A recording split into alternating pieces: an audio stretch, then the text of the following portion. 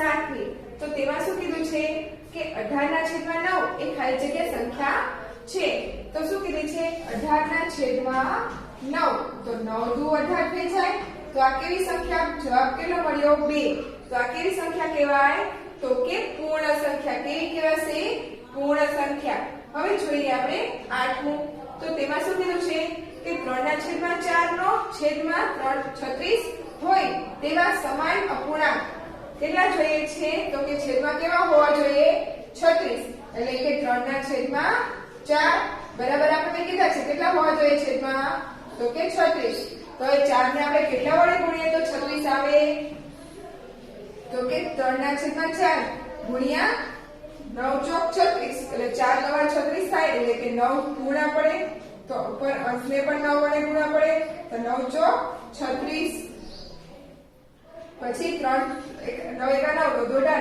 તો તરી 27 કેટલા થઈ જાય તો કે 27 9 તરી 27 એટલે કે અહીંયા પણ શું આવશે 27 તો શું આવશે તો કે 27 ના છેદમાં 26 તો ફ્રેન્ડ્સ મળી ગયું ને હવે જોઈએ આપણે 9મું તો તેમાં શું કીધું છે 3/5 ને અંકોમાં લખો શું કીધું છે 3/5 આ શું થઈ ગયું તેને અંકમાં લખાઈ ગયું શું લખ્યું 3/5 એ અંકમાં લખાઈ ગયું હવે જોઈએ આપણે 10મું તો તેમાં શું કીધું છે કે 2/17 6/17 અને 12/17 આ પૂર્ણાંકો ખાલી જગ્યા પૂર્ણાંકો છે તો જો શું આપણને આપ્યું છે તો કે આપણને રકમ આપી છે 2/17 એટલે કે 2/17 પછી 6/17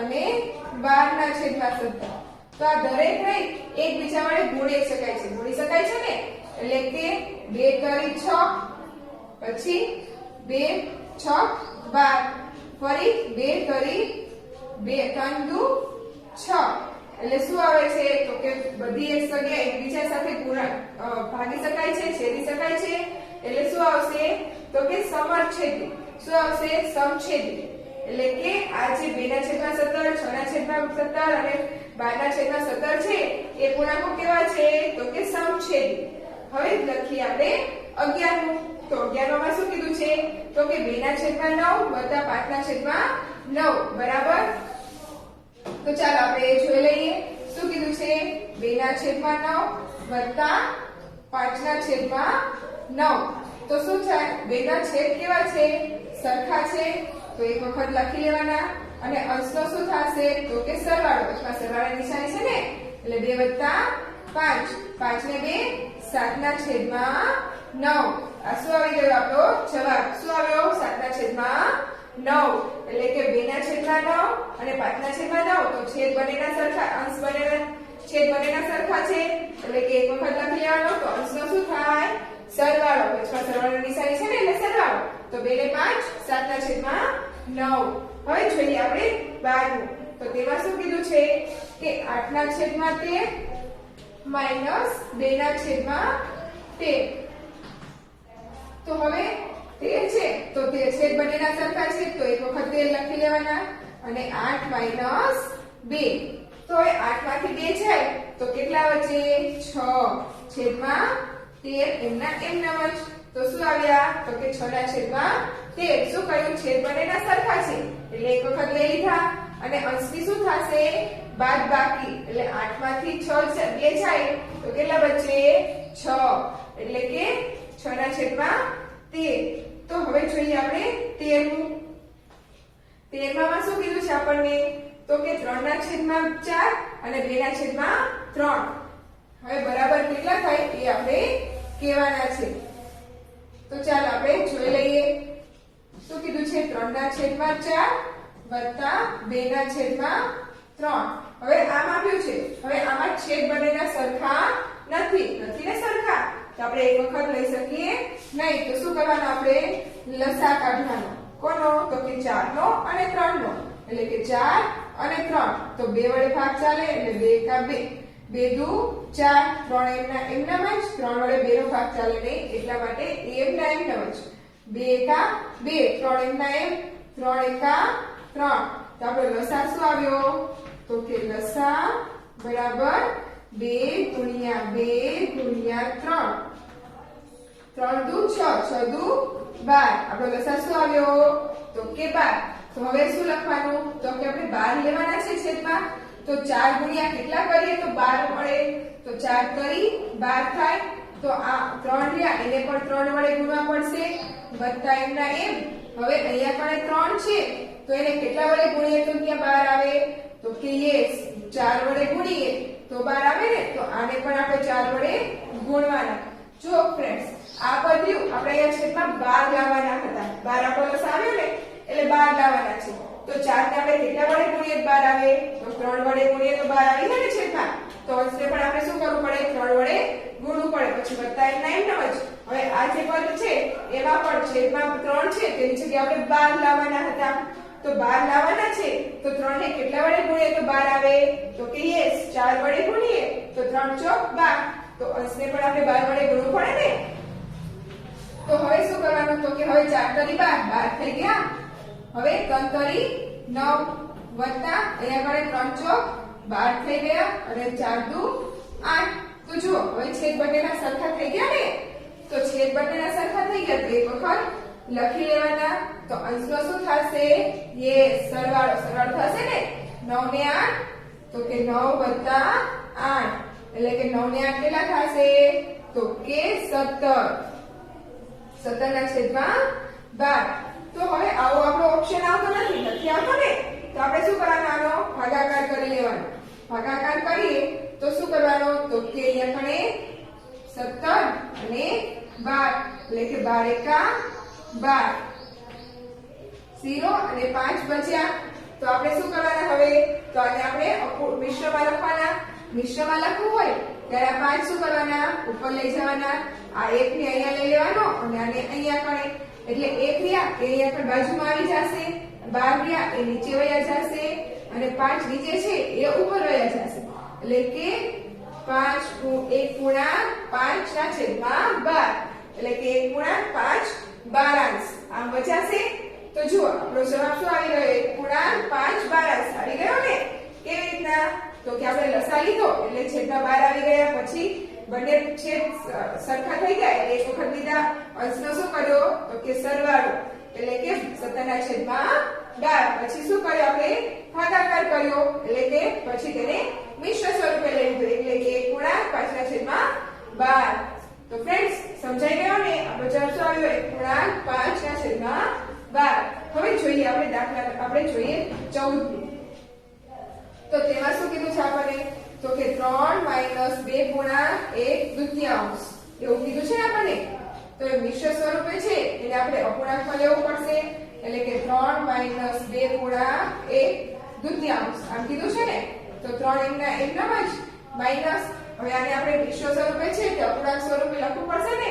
તો શું કરીશું? તો 2 દુ 4 ને 5 ના છેદમાં 2. હવે આના છેદમાં કાઈ નથી તો આપણે લસા લેવો પડશે. લસા લઈએ તો 2 છેદમાં આવે. આ 2 ને અહીંયા ગુણાય છે એટલે શું થાય? 3 દુ 6 માઈનસ 5. 6 માંથી 5 જાય તો કેટલા બચે? 1 ના છેદમાં 2. આ શું આવી ગયો? આપણો જવાબ શું આવ્યો? 1 ના છેદમાં 2. હવે જોઈએ આપણે 15મું. તો તેમાં શું કીધું છે? અપૂર્ણાંક 15 ના છેદમાં 15 ની કિંમત શું થાય? તો 15 15 બને ઉડી જાય એટલે શું બચે? કાઈ નહીં એટલે કે 1. હવે જોઈએ આપણે 16મું. તો તેમાં શું કીધું છે? કે 1 ગુણ્યા 4 ના છેદમાં 5 એ સંખ્યા રેખા ઉપર ખાલી જગ્યા અને ખાલી જગ્યાની વચ્ચે આવે. તો જો આપણી સંખ્યા રેખા શું થાય? તો કે સંખ્યા રેખા આપણી આવી થશે અહીંયા 0. પછી આપણે 1 પૂર્ણાંક છે તો 1 લઈ લેવાનો. પછી તો કે છેદમાં કેટલા છે? 5 અને અંશમાં 4 એટલે શું કરવાનું? તો કે 1 ના છેદમાં 5 2 ના છેદમાં 5 3 ના છેદમાં 5 4 ના છેદમાં 5 અને 5 ના છેદમાં 5 એટલે ઉડી જાય એટલે કેટલા આવી જાય? તો કે 2. તો હવે આપણે 1 પૂર્ણાંક એટલે કે 1 આખો અને માથે કેટલા છે? 4 ના છેદમાં 5. તો 4 ના છેદમાં 5 કે આવે છે અહીંયા કણે. તો એ થઈ ગયું. તો એ કોની વચ્ચે આવ્યા? 1 અને 2 ની વચ્ચે આવીને સંખ્યા એટલે શું આવશે? તો કે 1 અને 2 ની વચ્ચે. હવે જોઈએ આપણે 17મું. તો તેમાં શું કીધું છે? 3/5 ને સમાન અપૂર્ણાંક ખાલી જગ્યા છે. શું કીધું છે? 3/5 ને સમાન અપૂર્ણાંક. હવે આના સમાન કરવો હોય તો આ બંને સંખ્યાને આપણે એવી સંખ્યા વડે ગુણવાના કે એનો તેજ થાય. તો હવે આપણે બંને સંખ્યાને એક સંખ્યા વડે ગુણીએ. જેમ કે 3 વડે ગુણીએ તો ગુણ્યા 3, તો ઉપર પણ 3 વડે ગુણવું પડે. તો 5 તરી 15 અને 3 તરી 9. તો આ શું થઈ ગયું? તો કે 9/15. તો આ શું થઈ ગયું? તેના સમાન અપૂર્ણાંક થઈ ગયો ને? શું થયો? તો કે 9/15. હવે આના છેદ ઉડાડીએ તો 3 તરી 9, 3 5 15. તો ફરી 3/5 આવી જાય ને? એટલે એ શું થયો? તેના સમાન અપૂર્ણાંક થયો. હવે જોઈએ આપણે 18મું. 18માં શું કીધું છે? કે 20/25 ના અંશ અને છેદ બંનેમાં સામાન્ય અવયવ ખાલી જગ્યા છે. હવે આપણે કીધું છે 20/25. શું કીધું છે? સામાન્ય અવયવ ખાલી જગ્યા છે. તો આ બંને સંખ્યાને આપણે કેટલા વડે છેદ ઉડાડી શકીએ? તો 5 વડે ઉડાડી શકીએ. એટલે કે 5 ચોક 20 અને 5 25. બંનેને આપણે 5 વડે ઉડાડ્યા ને તો શું થશે? સામાન્ય અવયવ 5. ઓકે. હવે જોઈએ આપણે આ. તો તેમાં શું કીધું છે?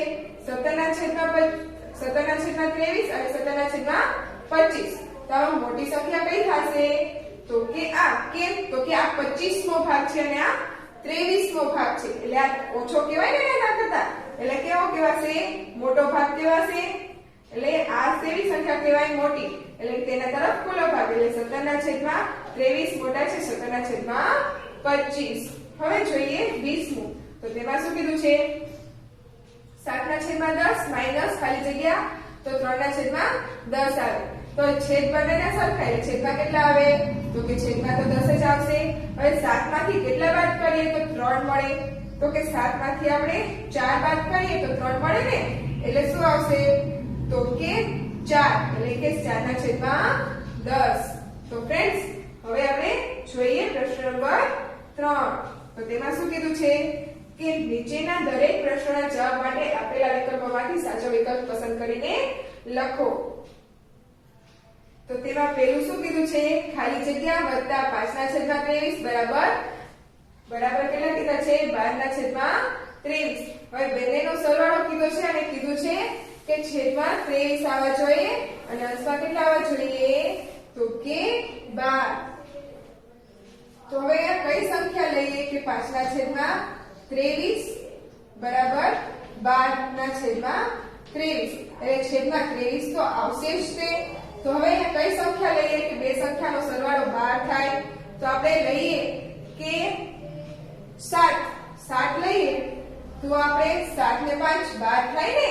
તો 7/23. તો 7/23 છે તો કે હા ઓપ્શન સી. શું આવશે? 7/23. એટલે કે 7 ને 5 12 અને 23 એમના જ છે. તો ફ્રેન્ડ્સ શું આવશે? Option C. હવે જોઈએ આપણે બીજું. તો તેમાં શું કીધું છે? 2.3/5 વત્તા 2/5 બરાબર શું કીધું છે? 2.3/5 વત્તા 2/5 આમ આપ્યું છે. તો આ મિશ્ર સ્વરૂપે છે એને આપણે પહેલા અપૂર્ણાંક સ્વરૂપે લઈ જવું પડશે ને? તો શું કરવાનું? 5 દુ 10, 10 ને 3 13/5 વત્તા 2/5. ભાઈ છેદ બંનેના સરખા છે તો છેદમાં 5 અને અંશનો શું થશે? તો કે સરવાળો. એટલે કે 13 + 2. 13 ને 2 કેટલા થાય? 15. એટલે કે 15/5. 5 તરી 15 થાય. એટલે કે 3. આ શું મળી ગયો આપણો જવાબ? કેટલો મળ્યો? તો કે 3. કેવી રીતના? તો કે આપણે મિશ્ર સ્વરૂપે આપ્યું છે તેને આપણે શું કર્યું? તો કે અપૂર્ણાંક સ્વરૂપે લઈ ગયા. એટલે 3 દુ એટલે કે 2 પંચા 10 ને 3 13 ને છેદમાં 5 અને 2/5 એટલે એમ. પછી 5 છેદ બંનેના સરખા એટલે કે 5 અને 13 ને 2 તો કે 13 + 2. 13 ને 2 કેટલા થાય? 15/5. તો 5 તરી 15. એટલે શું આવ્યો આપણો જવાબ? તો કે ઓપ્શન બી. 3. તો ચાલો હવે જોઈએ આપણે ત્રીજું. તો તેમાં શું કીધું છે? 3/7 નો સમાન અપૂર્ણાંક ખાલી જગ્યા છે. શું કીધું છે? તો કે 3/7 નો સમાન અપૂર્ણાંક એટલે કે તેના જેવો જ અપૂર્ણાંક.